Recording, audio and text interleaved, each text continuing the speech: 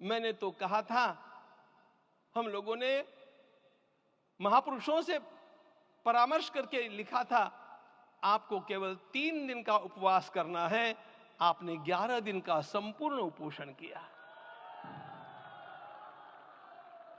हमने 11 दिन एक मुक्त रहने के लिए कहा था, उन्होंने अन्न का ही त्याग कर दिया।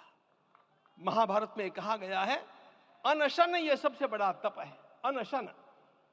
और उसको उनके जीवन में साकार होते हुए मैंने केवल देखा नहीं, मैं थोड़ा तार्किक हूं।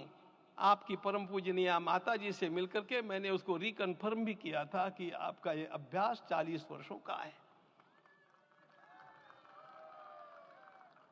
ऐसा तपस्वी कोई राष्ट्रीय नेता प्राप्त होना यह सामान्य बात नहीं है। वे इन दिनों में हमने कहा था कि आपको विदेश प्रवास नहीं करना चाहिए, क्योंकि सांसर्गिक दोष भी आते हैं। विदेश प्रवास टाल दिया सांसर्गिक देशों के इस दोषों की संभावना के कारण, लेकिन दिव्य देशों का प्रवास ऐसा किया। नासिक से आरंभ किया, गुरुवायूर गए, श्रीरंगम गए, रामेश्वरम गए। इन सारे स्थानों पर जाकर के वहां के परमाणुओं को लेकर के और पूरी भारत माता के हर कोनों में जाकर के मानो वे निमंत्रण दे रहे थे कि आइए दिव्य आत्माओं, अयोध्या पधारिए और हमारे राष्ट्र को महान बनाने के लिए आशीर्वाद दीजिए।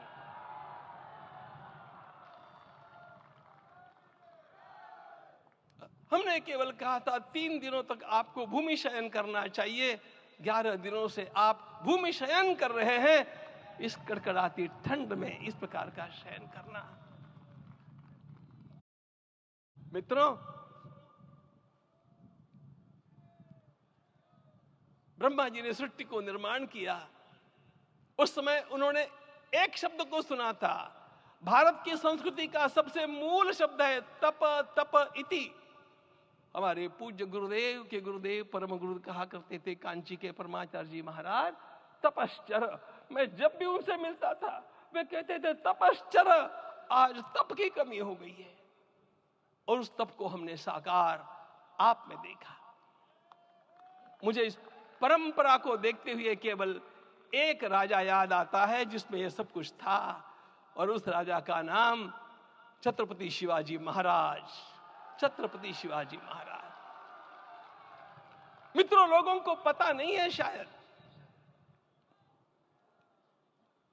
वे स्वयं जब मल्लिकार्जुन के दर्शन के लिए श्रीशैलम के ऊपर गए, 3 दिन का उपवास किया, 3 दिन शिव मंदिर में रहे, और महाराज ने कहा कि मुझे राज्य नहीं करना है, मुझे संन्यास लेना है, मैं शिव जी की आराधना के लिए जन्मा हूं, मुझे संन्यास लेना है, मुझे वापस मत ले जाइए।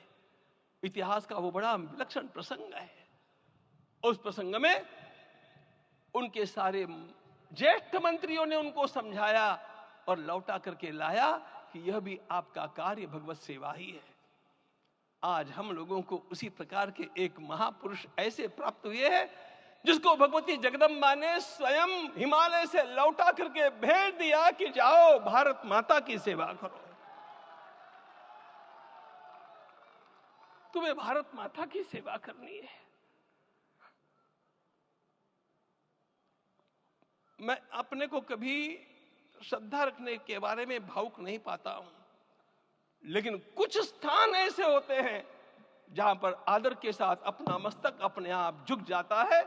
ऐसा एक स्थान हम लोगों को उच्च पदस्थ इस राजर्षि ने जब दिखाया तो मुझे छत्रपति शिवाजी महाराज के गुरु समर्थ रामदास स्वामी महाराज की याद आ गई।